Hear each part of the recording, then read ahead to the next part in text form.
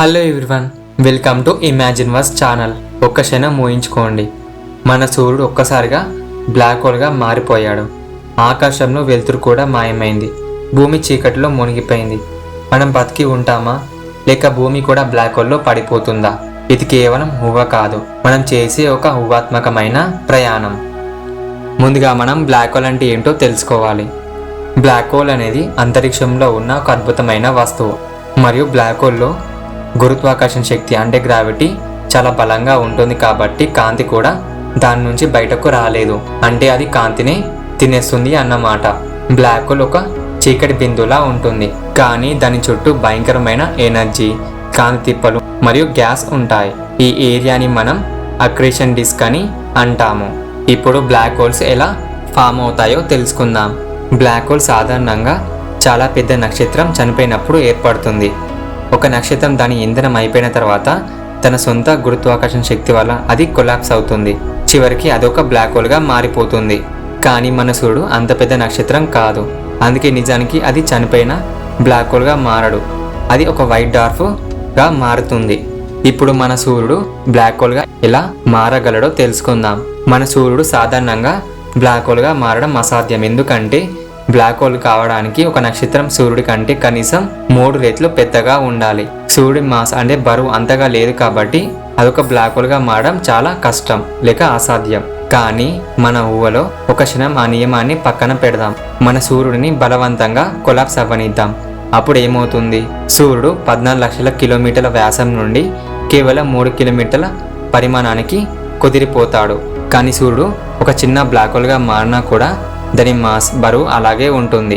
ఇప్పుడు మనకు ఒక పెద్ద డౌట్ వస్తుంది, మరి భూమి బ్లాక్ హోల్లో పడిపోతుందా అని. సూర్యుడు బ్లాక్ హోల్గా మారితే భూమి దానిలో పడిపోతుందా? చాలామంది అంటారు బ్లాక్ హోల్ యొక్క ఆకర్షణ అంత బలంగా ఉంటే ఎలా భూమి బయట బతుకుతుందని. ఇప్పుడే ఒక పెద్ద అర్థం తప్పు జరుగుతుంది. బ్లాక్ హోల్ అన్ని వస్తువులను లాగుతుందనే మాట నిజమే, కానీ అది దగ్గరగా ఉన్నప్పుడు మాత్రమే. దాని దగ్గరలో ఉన్న ఈవెంట్ హొరైజాన్ అనే ప్రాంతం ఉంటుంది. అక్కడ లైట్ కూడా బయటకు రావడం అసాధ్యం. కానీ బ్లాక్ హోల్ నుండి చాలా దూరంగా ఉన్న భూమి వంటి గ్రహాలకు ఆకర్షణ అంత బలంగా ఉండదు. అందుకే మన గ్రహాలు బ్లాక్ హోల్లో పడిపోవు. ఎందుకంటే గ్రావిటీ అనేది మాస్ మరియు దూరం మీద ఆధారపడి ఉంటుంది. సూర్యుడు బ్లాక్ హోల్గా మారినా దాని మాస్ అదే ఉంటుంది.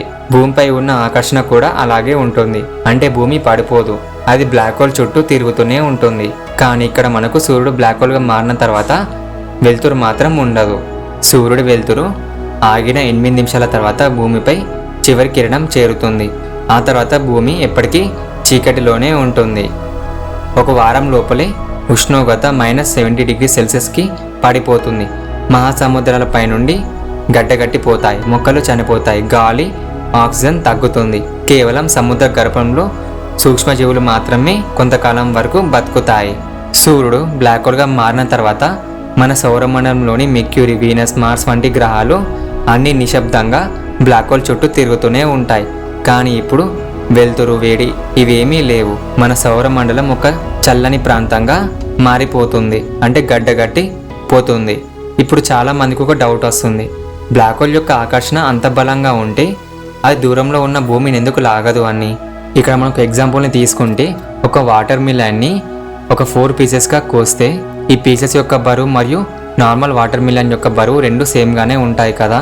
ఇక్కడ మన సూర్యుడు ఒక చిన్న బిందువులా మారినా కూడా దాని బరువు మారదు, అంటే దాని ఆకర్షణ కూడా అలాగే ఉంటుంది. మన భూమి 115 మిలియన్ కిలోమీటర్ల దూరంలో ఉంటుంది. బ్లాక్ హోల్ సైజు కేవలం 3 కిలోమీటర్లు మాత్రమే కాబట్టి ఇంత దూరంలో ఉన్న భూమిని లాగడం అసాధ్యం. అందుకే మనకు బ్లాక్ హోల్కి దగ్గరగా వెళ్తే మాత్రమే ప్రమాదం, బ్లాక్ హోల్కి దూరంగా ఉంటే మనం సేఫ్. మరియు కొంతమంది కొన్ని సినిమాల్లో చూపిస్తారు, బ్లాక్ హోల్ నిజంగా ట్రావెల్ పోర్టల్స్లా పనిచేస్తాయా? మనం ఇంటర్స్టెల్లార్ సినిమాలో చూసాం కదా, ఒక బ్లాక్ హోల్ లోపల పడితే మరో గెలాక్సీలో బయటకి వస్తారని.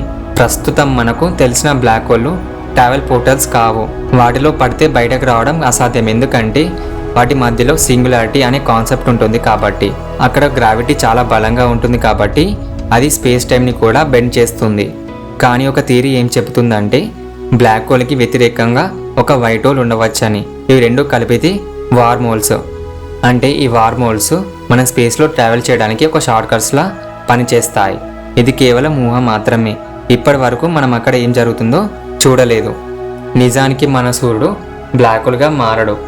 బిలియన్ల సంవత్సరాల తర్వాత అది ఒక రెడ్ జైంట్గా మారి తర్వాత వైట్ డార్క్గా చిన్నదవుతుంది.